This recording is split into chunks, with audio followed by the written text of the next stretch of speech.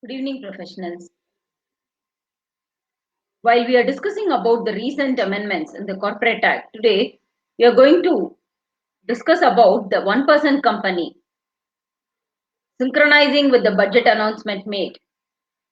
On 1st Feb 2021, we had several amendments made to the OPC provisions. We are going to see today those provisions in the light of relaxation provided by Ministry of Corporate Affairs. Friends, before we get into the provisions, what is OPC? OPC, thanks to J.J. Irani Committee, where it was a novel and pioneering concept which was proposed by the Irani Committee to be introduced in India in harmonization with the rest of the world.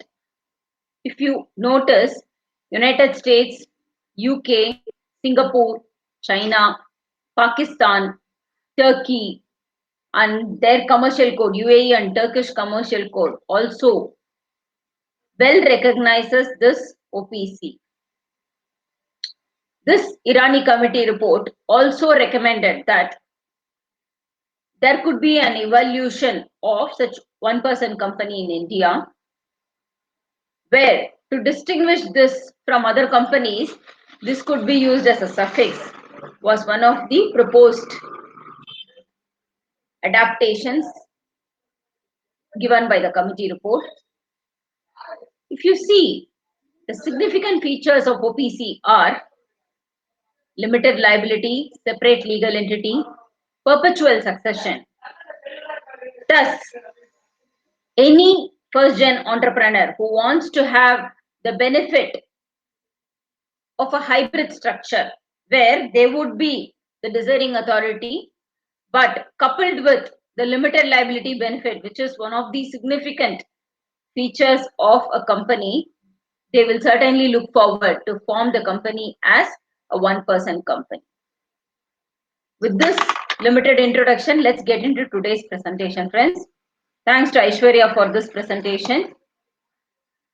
Some of the legends used today are, of course, all legends which we are familiar though. The outline will be to first see, in the light of this budget announcement, the NRI benefit which is available in terms of relaxation of residential status and conversion of one-person company into private or public company. While this one-person company concept was introduced during the year 2014, there was a set of prescription for voluntary conversion or mandatory conversion. Today we are going to see what are those restrictions which are removed in terms of voluntary or compulsory restriction. The rationale behind this particular amendment being there shall not be any threshold imposed on these companies, and if they want to continue or carry on their business as OPC, considering the relaxation available in terms of compliance requirements and various other benefits available to them, let them do so and avail the benefit in the interest of ease of doing business. We are also going to just have a quick recap on the benefits and limitations of forming a one-person company, and we will conclude with one statistics.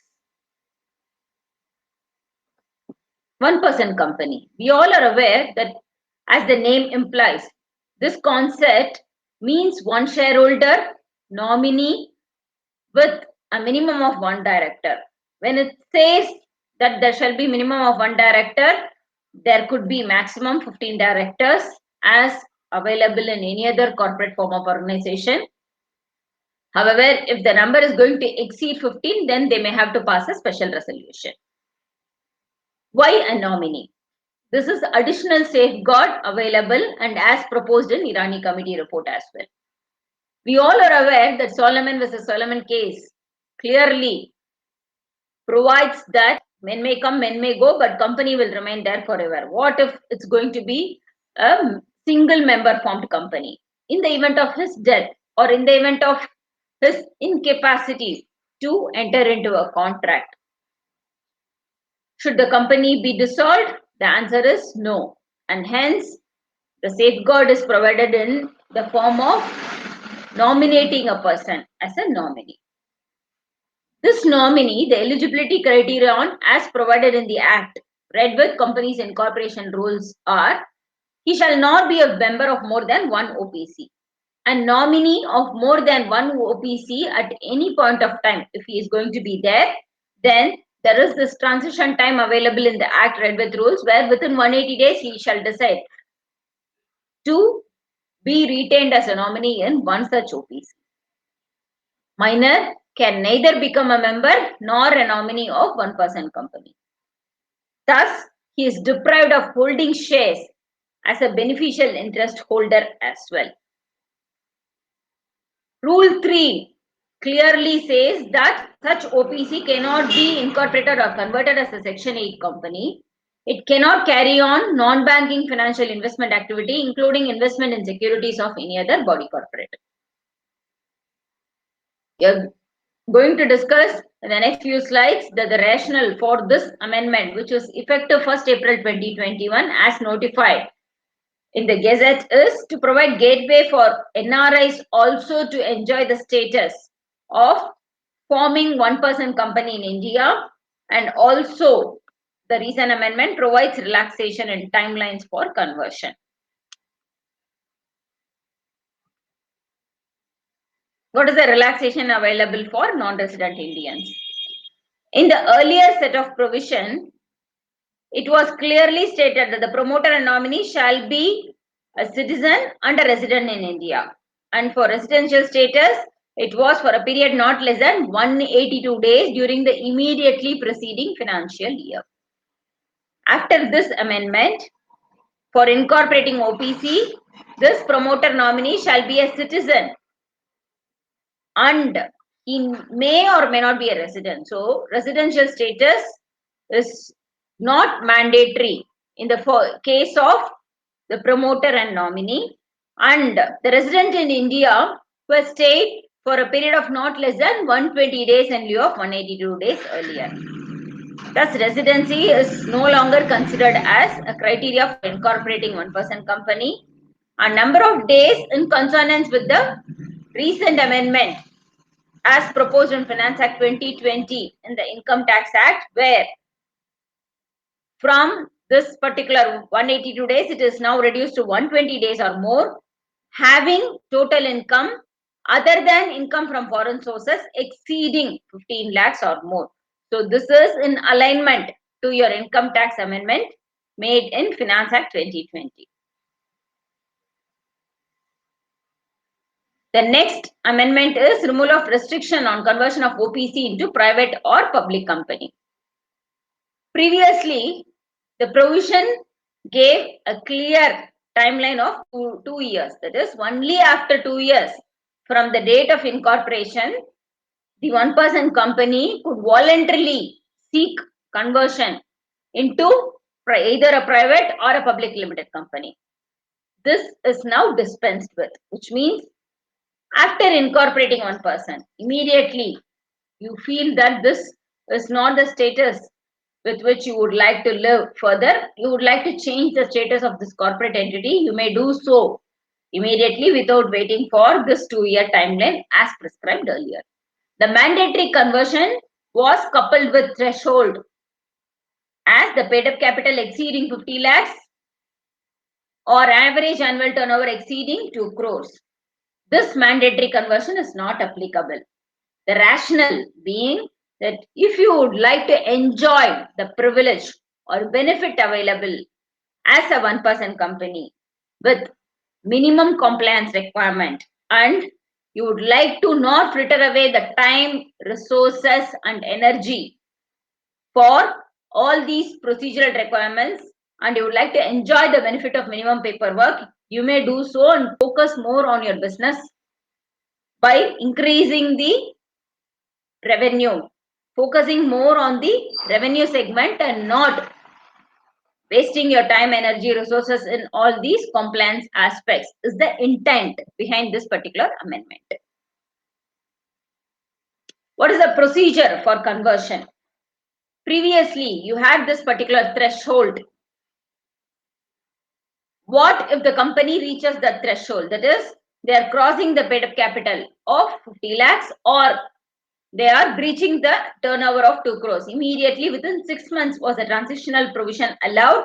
They have to make an application to ROC stating that they have now not acquired the status of OPC and they are in the mandatory conversion threshold and hence they have to file this particular INC form 5 previously. Now, since the mandatory conversion threshold is dispensed with, as a corollary, this particular INC form 5 is also no longer in vogue effective 1st April 2021. Thus, for giving effect to this conversion, you may have to now file INC form 6 with necessary enclosures before MCA. The mandatory enclosures being your altered MOA AOA, the resolutions which the OPC has passed confirming this particular conversion,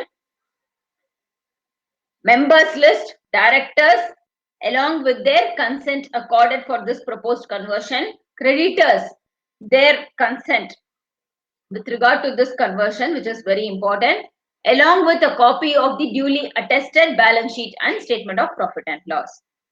This altered MOA AOA of OPC shall be done by passing a resolution.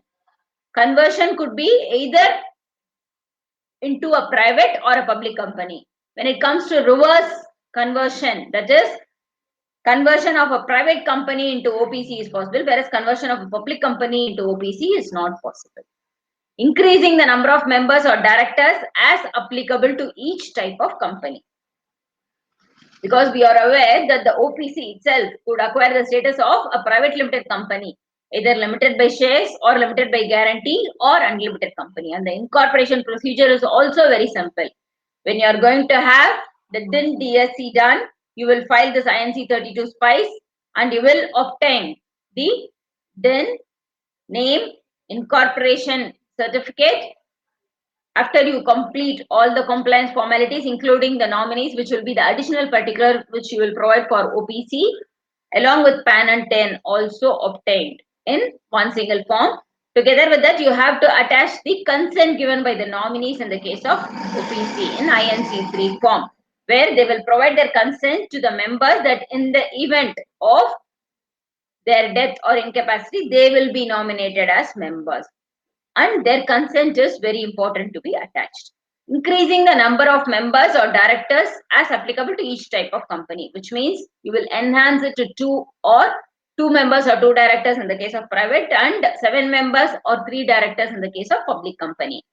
Minimum paid up capital threshold. Of course, after Companies Amendment Act 2015, we are aware that there is no minimum capital of 1 lakh or 5 lakh in the case of private and public company. However, as required under the Act, if in future there is going to be anything as prescribed under the Act, they may have to comply with it.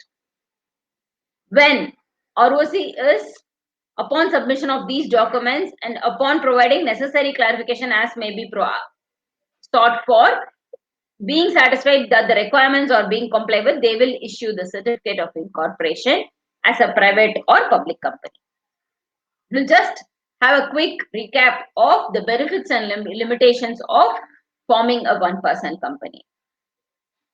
Minimum compliance burden is one of the best benefit available for one-person company. 173, 174, that is the quorum requirement, is not applicable as long as there is only one director. Number of meetings, when it comes to 173, minimum of 4 meetings with gap of 120 days is not applicable for one-person company. And there the proviso clearly provides exemption for a one-person company, stating that 2 meetings for every half year, 1 meeting if convened, which means totally 2 meetings for a financial year with a gap of not less than 90 days between 2 such meetings is sufficient.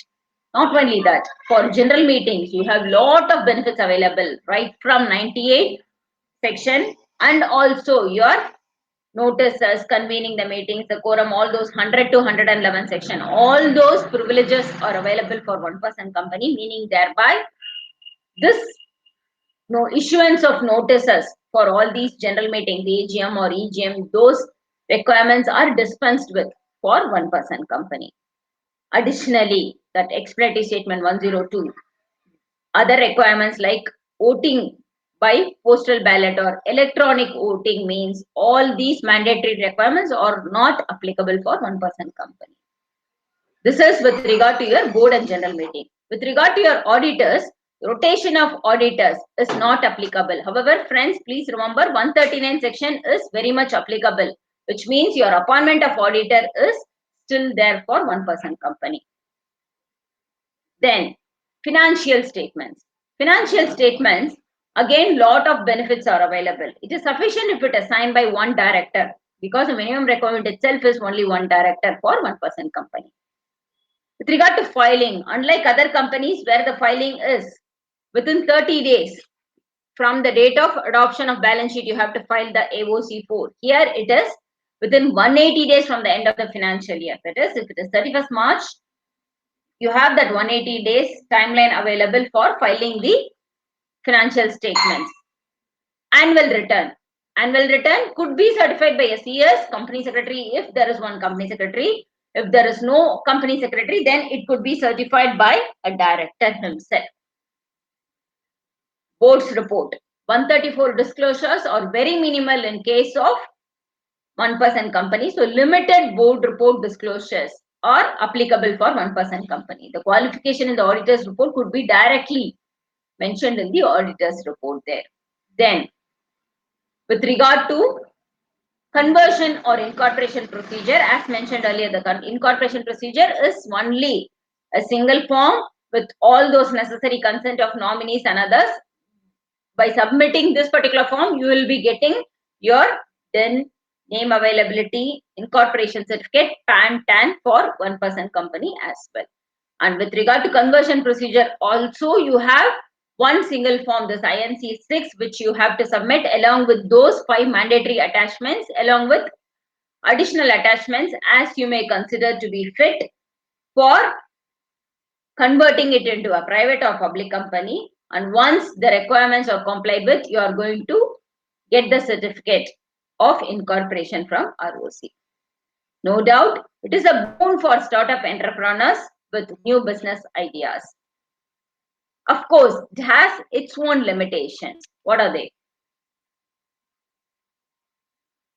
We saw in Rule 3 that this company is prohibited from carrying out non-banking financial investment activities, including investment in securities of any body corporates. This company cannot be incorporated or converted as a Section 8 company. Being one company with only one member, they cannot be raising funds from outsiders by way of issuance of shares. Thus, access to capital is very limited for this company. Of course, they are not barred from accessing market, and thus the market intermediaries could be dispensed with, and also they could arrange bank finance or from public financial institutions. There is no bar. Option for direct conversion to LLP is not available. Why so, friends? Because LLP again requires minimum 2 partners. While in the case of 1% company, you have only one single member along with his nominee. Hence, directly converting it into LLP is not possible. Annual compliance procedures still need to be monitored and complied with.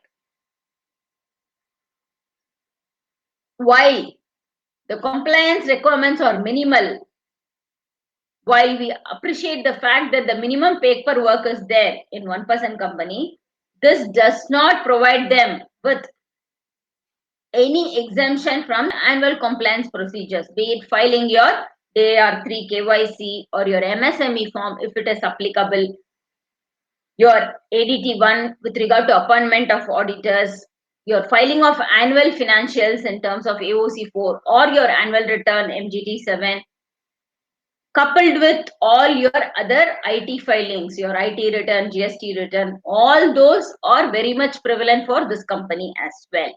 Hence, friends, please remember that the compliance requirement is only minimal and this does not completely dispense them from all the compliance requirements.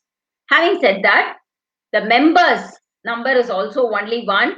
and the minor is ruled out from entering as a member or as a nominee. Similarly, the nominee could also be only one. So the number restriction is always there in the case of LL, this one-person company. You still have your DDT, your MAT provisions, your domestic tax at 30%. All these are well prevalent for one-person company. Giving effect to conversion when there is a need for OPC to get converted into private or public company is in the case of expansion of their transaction, when the volume is higher and then they would like to have further issue of shares and they would like to access capital. Then with the limited structure available as a one-person company, there are inherent limitations, and hence the company would like to convert itself into either a private or public company, depending on the number of members, number of directors, and also depending on the requirement of the company in terms of accessing the public for issue of shares. If it would like to go for further issue of shares by making an IPO, they will certainly prefer to get converted into a public company. Synergy with similar types of business. If there are few professionals and they would like to join hands together and merge their businesses, then they would like to certainly get into private or public company, depending on the synergy which they would like to envisage in future. Additional capital, which we already discussed. When there is the circumstance arising for reconversion from private company to OPC is when there is revenue which is declining, or the company would prefer to have minimum compliance requirements and the minimum paperwork with the minimum set of compliance framework as we discussed earlier, and a hybrid structure. While they would like to enjoy the benefit of limited liability, they would still want to have it as a one-person company and not as a private company. This hybrid structure of sole proprietor, considering it like sole proprietor concern, at the same time enjoying the limited liability, this benefit is very much available only for a one-person company. Hence, they may like to go for reconversion from private company to one-person company. We will conclude this session with few interesting statistics, friends. This source is extracted from MCA portal, where if you see sector-wise OPCs as on 31st Jan 2021, majority of the OPCs are formed in business services as high as 52%, followed by community, personal and social services, which is at 13%, followed by which we have the manufacturing and trading attributing to 12%. And others are very minimal, which is 2% each in agri and allied industries and real estate and renting sector, and 3% in the case of transport, storage and communication, 5% in the case of construction sector. The next talks about your registered OPCs vis-a-vis the total companies. We will see how significantly the OPC number has increased during the last 6 years. In 2015, the OPCs were at 2,238, whereas as on 31st Jan, it is at 34,850. Out of the total companies of 10 lakhs 22,011 in the year 31st March 2015, vis-a-vis 13 lakhs 16,898 as on 31st Jan 2021. It is expected to further have a higher trend considering the amendments which were proposed recently effective 1st April 2021. This chart brings out the newly incorporated OPCs and their authorized share capital picture. The history is for less than 1 year, that is from Feb 2020 to Jan 2021. The newly registered OPCs in Feb 2020, if you see, it was at 599, and in the year 2021, that is Jan 2021, it was 596. The authorized capital is almost the same. It was 24.38 crores during Feb 2020 and 22.41 crores in Jan 2021 for these 599 and 596 OPCs alone respectively. Thus, you could see that the number is increasing in the increasing trend only, especially in specific period like July, August, September, October. You had the highest number which was recorded at 970 to 914 during this particular period. And the authorized share capital in relation to the total number of OPCs is also at a higher trend only, friends. Thus, OPC, no doubt, is a blessing. It is a mixed blessing since it provides the hybrid structure for all forms of organization coupled with limited liability benefit. Having said that, the regulators should also think about devising a beneficial tax structure for all these OPCs in lieu of the common structure which is prevalent for other domestic companies, considering the merits which outweigh the limitations which are available for all these 1% companies, friends. And also, the minimum compliance requirement is one of the biggest boon available for all these first-gen entrepreneurs, because this unleashes the entrepreneurial talent amongst all these first-gen entrepreneurs. Thus, it fritters away the time, energy, resource which is required for the compliance requirements which the company has to comply with, and the focus could shift for all these professionals and the first-gen entrepreneurs to setting up the business and increasing the revenue and focusing more on their business. With this, we are concluding this week's webinar, friends. Take care, stay safe.